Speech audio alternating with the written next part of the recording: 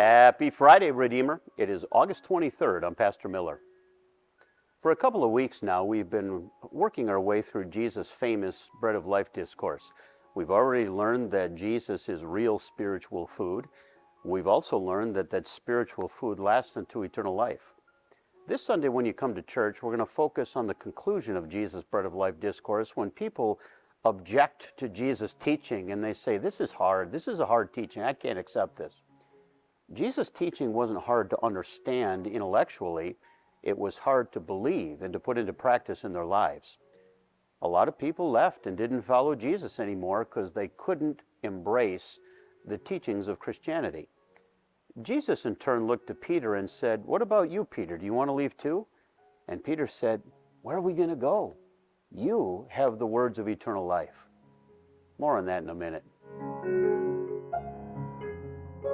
In news this weekend, Redeemer, let me put a couple of things on your radar. Remember, if you've got musical gifts and abilities, your voice will be welcome in our choir. That begins after Labor Day on September 3rd. If you play any instrument at all, we would love to be able to use you in worship. Contact Rachel Kasmer or the church office. We'll find a way to include you in our Sunday morning worship. Bible 401 begins this next Wednesday before Labor Day on Wednesday, August 28th. We're working our way through the Old Testament book of Isaiah. If you need materials, pick them up in our church office and we'll get you everything that you need. And finally, tomorrow we have a work day on Saturday the 24th from about 8 in the morning until 10 in the morning. If you can, bring a rake or a shovel or maybe a set of trimmers, pair of gloves from 8 until 10. We're going to work together to get our campus cleaned up for our back to school season. If Jesus taught the Bread of Life discourse to you, would you react like the people who said, boy, this is a hard teaching, who can accept this?